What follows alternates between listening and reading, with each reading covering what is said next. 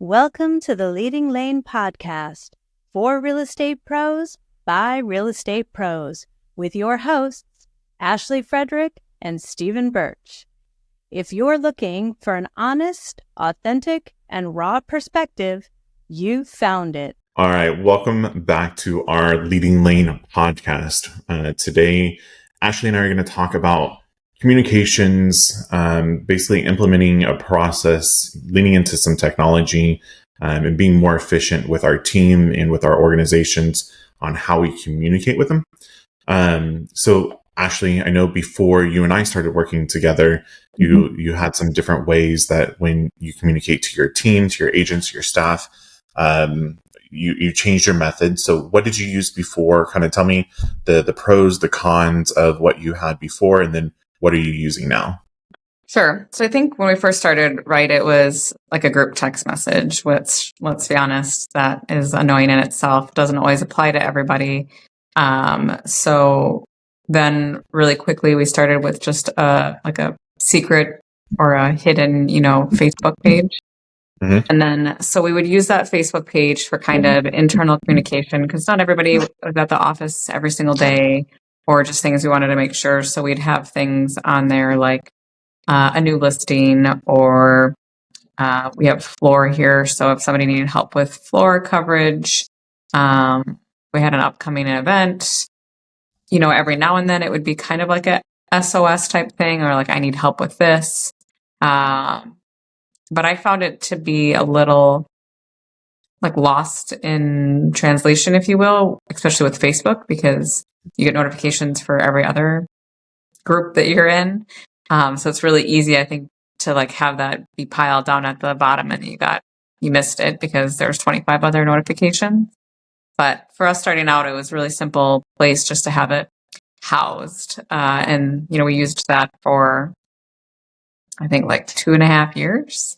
Mm-hmm. And that was, there was no place for storing documents. I mean, there's like a files, tab, if you will, but like not really helpful in that sense, or priorities or different types. If somebody just wanted to kind of chime in with questions, I just felt like it was more or less like a listing hub and a like, just can you help me out here or there type of hub. That's what we started with.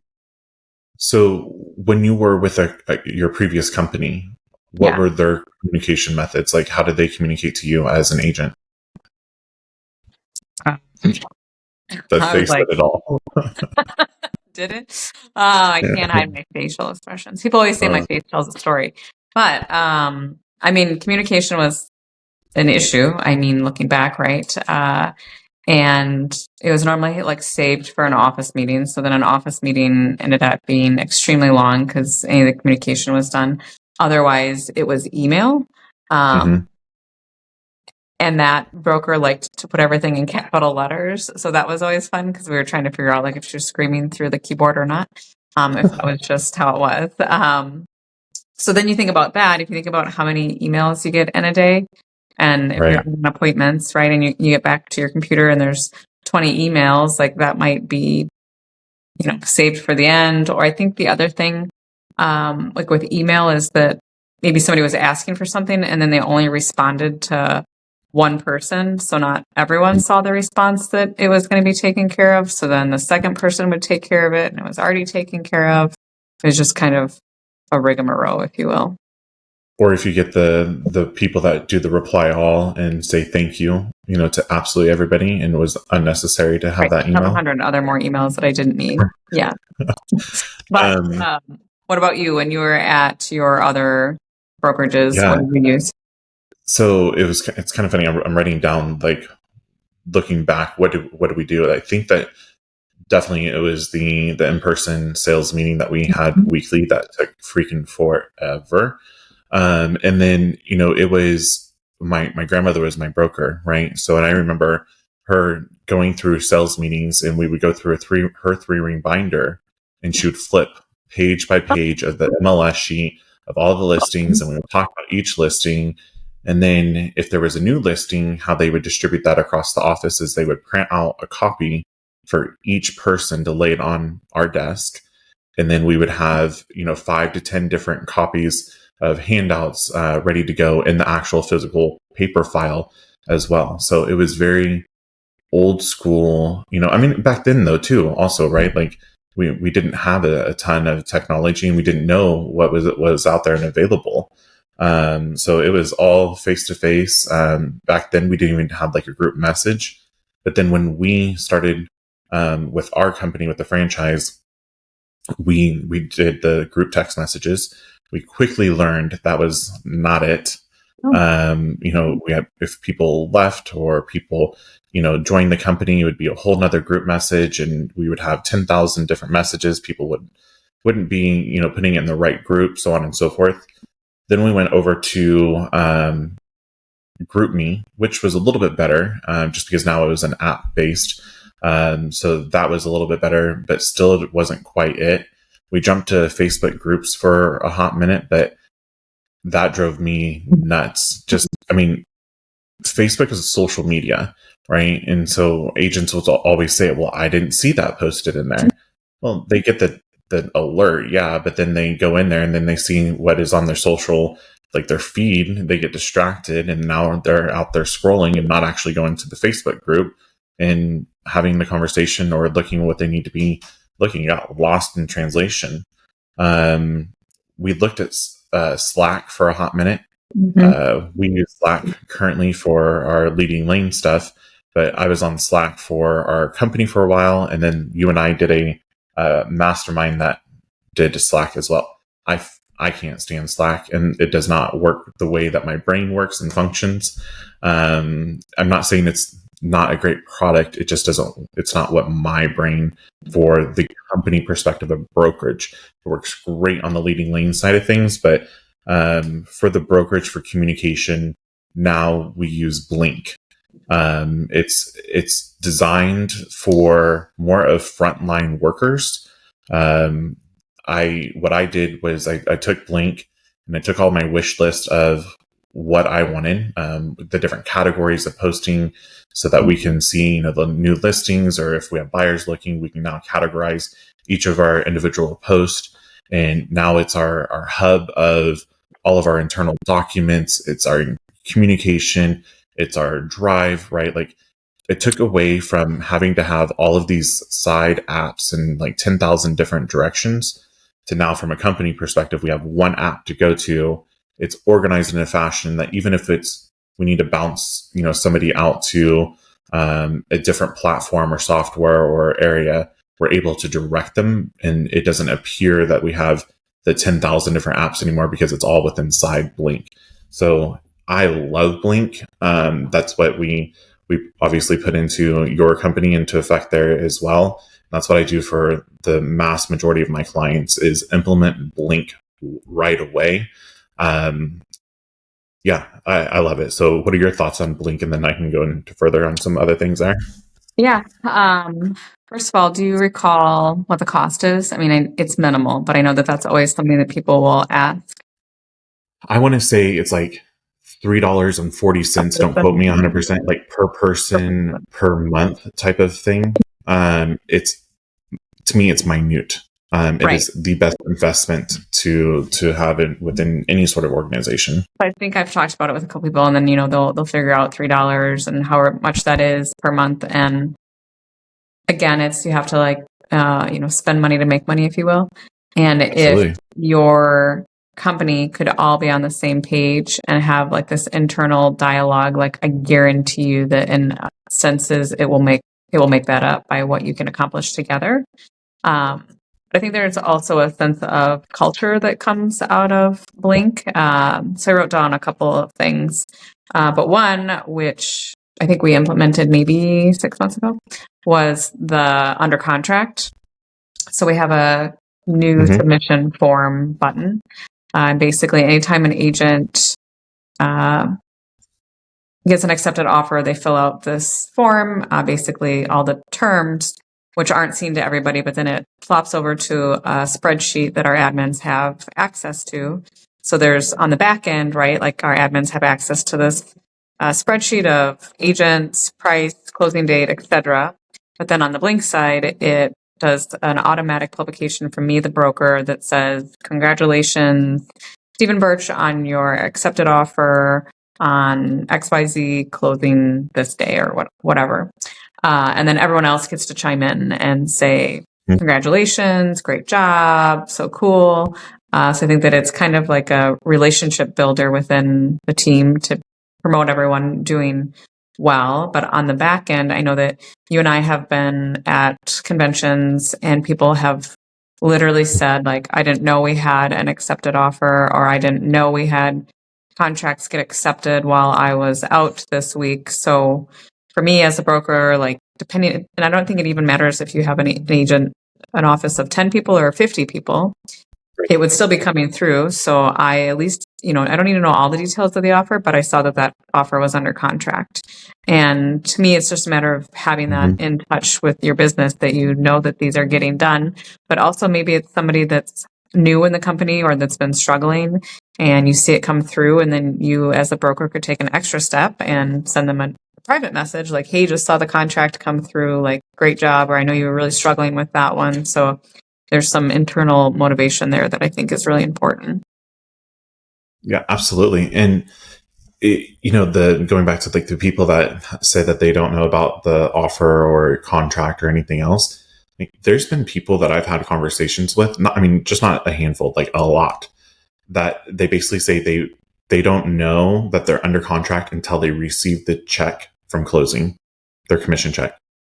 And they're like, where did that come from? Like, whose is it? And then they have to be this PI broker and try to figure out where in the world this thing came from. Like, there's so many things I think that are wrong with that, but that's my personal opinion. That's not how I run my company. I'm responsible for every contract that's signed from the beginning that it's signed. So I need to be aware of everything that's going on.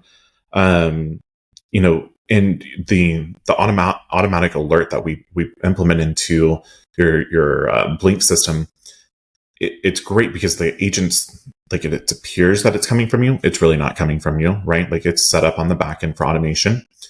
But I think the beauty of this is, yes, it does create the culture aspect of things, but really I think it creates the accountability for the agent that it just got that contract, because if they want the recognition.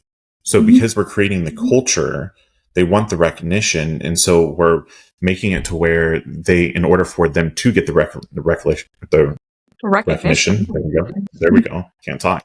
They have to submit it, which in on my side is I want to make sure that we are getting the contracts coming in chronological order.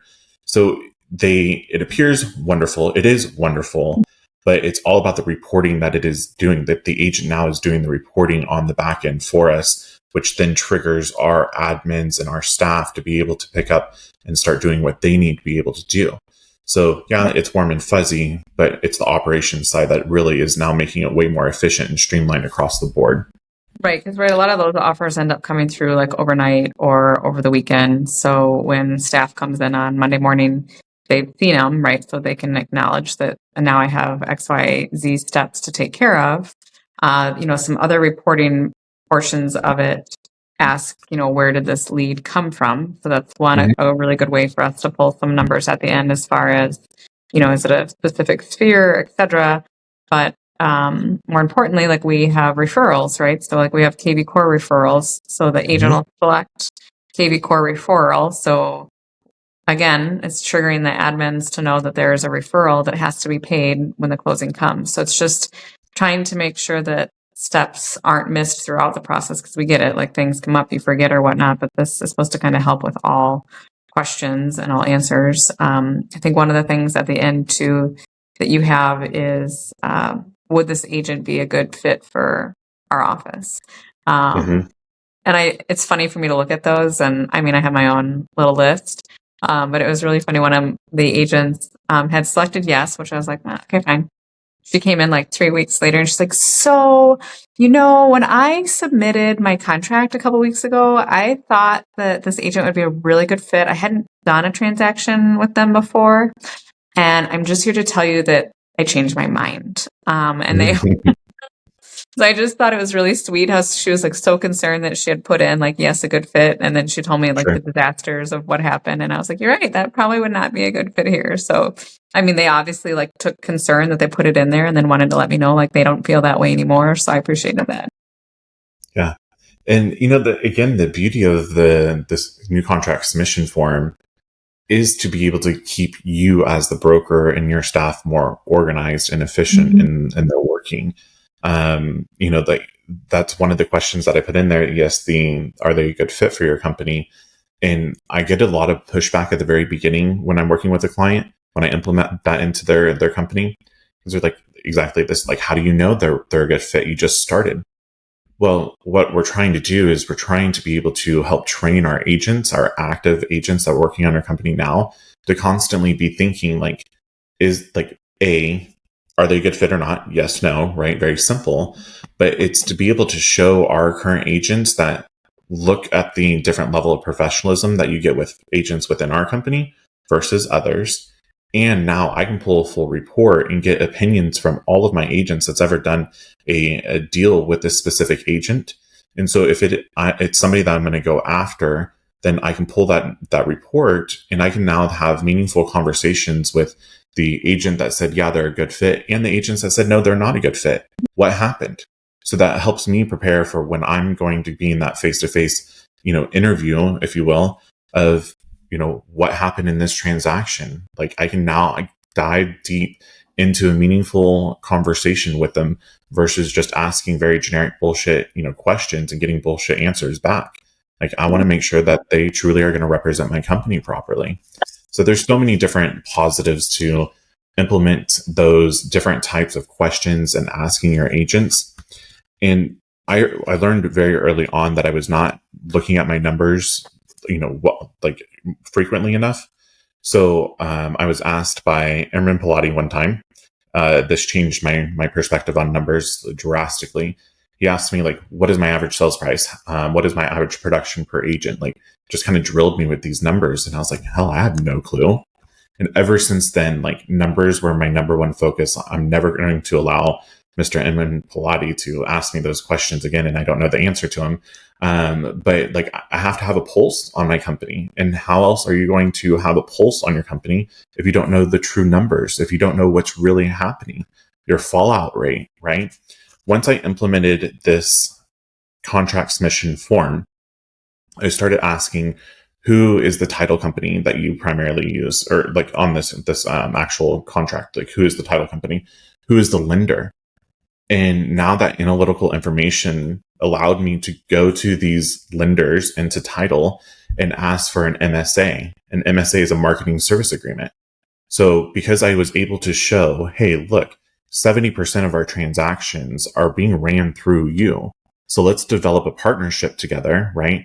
A marketing service agreement that we will continue to promote you as a preferred lender. And then we are able to financially be able to get money to be able to promote you, right? And it's a joint effort on there. Obviously, there's different parameters and everything else that you have to adhere to for RESPA and whatnot. But we then were able to negotiate having a lender come into our office and rent space from us. Same with title.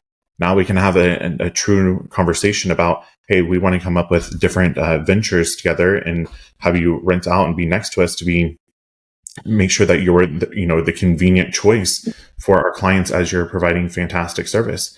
So yes, it's information. Yes, there's a little bit of pushback from agents or like, why do I have to put that in there? But it really allows you, from the person in charge, to make great decisions, because now you have analytical information that you can move forward, and it helps you with your negotiations if that's a type of partnership you want to be able to create. But yeah, we started with communication app, right, with Blink, but then it ventured into so much more that we can add into it to make us more efficient. And with being efficient in this communication app of operations, the other thing that we implemented was the communication plan. Is you're like going on and off? You're like it's all the light.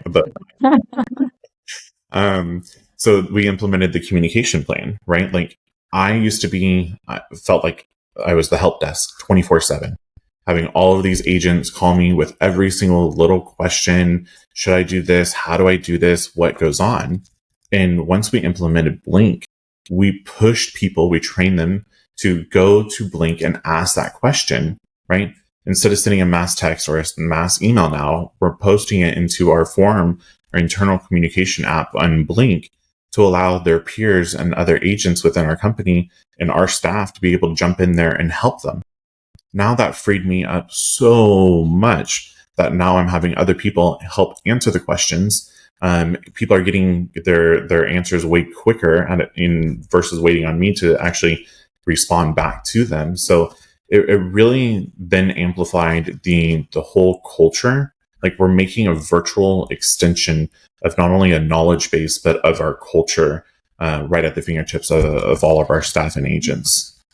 Yeah, I really liked the ask on Blink first. So it is a lot of the, do you have a minute? Do you have a second?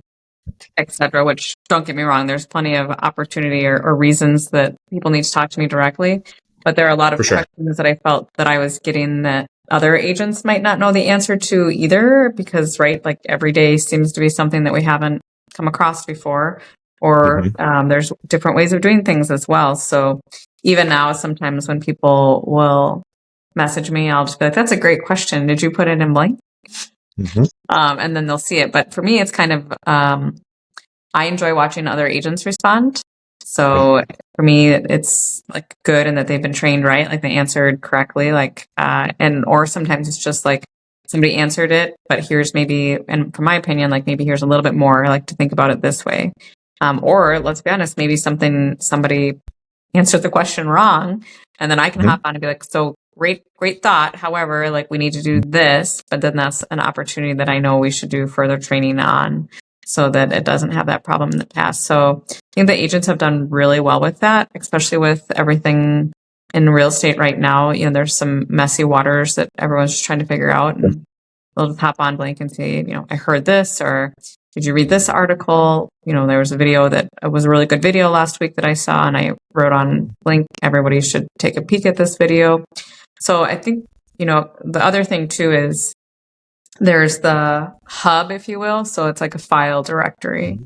So same thing, like we keep a lot of really important documents there, or things that we use often. So for us, we have Supras for our access. And sometimes, you know, whether the Supra was removed or whatnot, like you can't ever find the shackle code so that you can open your Supra. So we used to always call back to the office, text the office and ask what the shackle code was, or we'd write it down on a sticky and then that would get lost somewhere.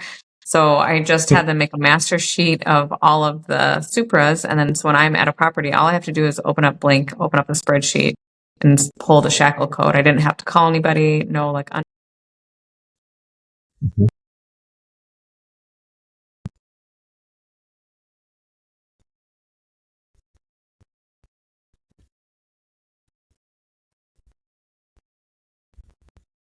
Right. It's the.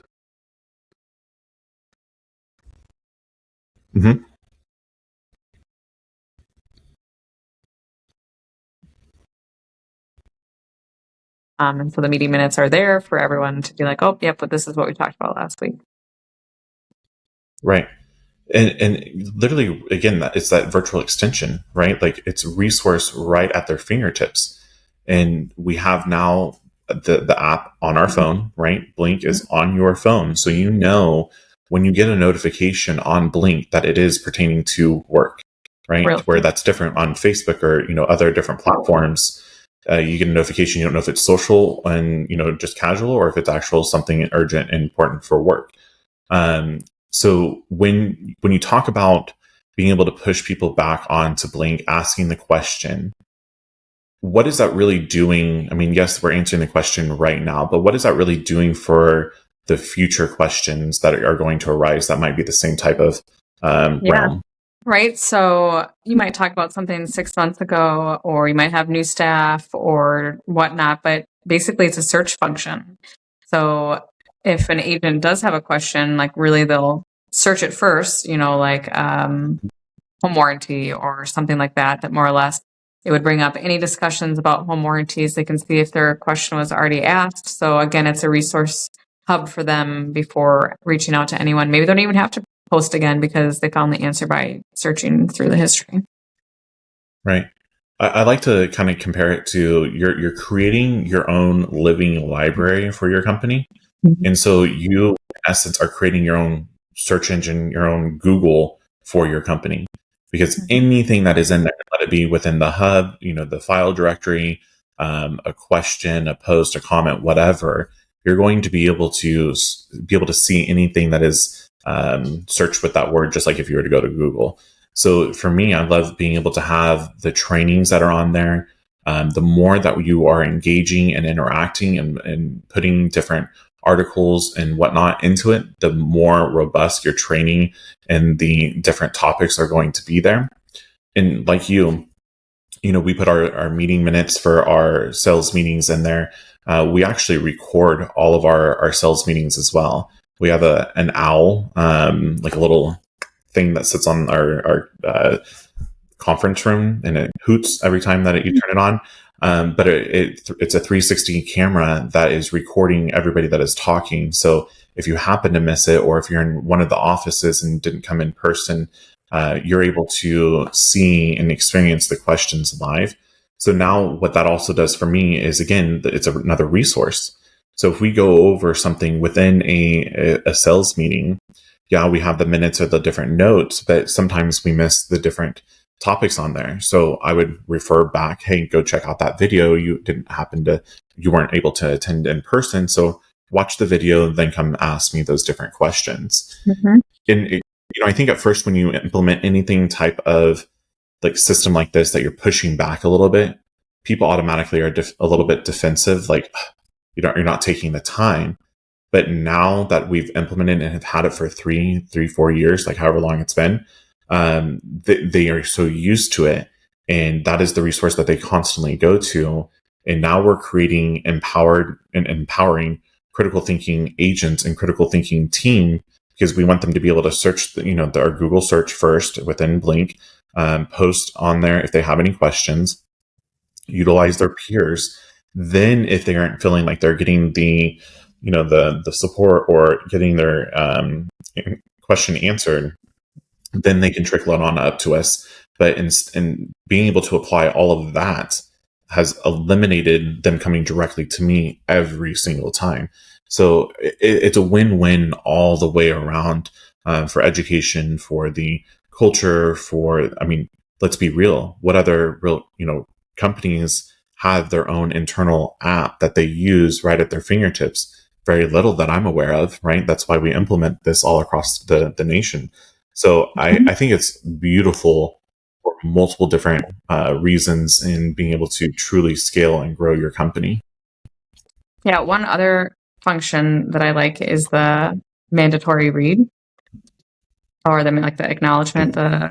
So there are certain things that might come up, and you just need to make sure that everybody has acknowledged it, whatever might be. So you can also do like high priority, those types of things, but there's a mandatory read one, so they actually have to like check that they've read it. You can pull that up. So if it was something that changed effective this date, XYZ, mandatory read, they check it. Like, now you have a log that everyone agreed that they read that and they're understanding. So if they were to come back later and be like, I didn't see that, well, actually you checked this mandatory read button that said you did.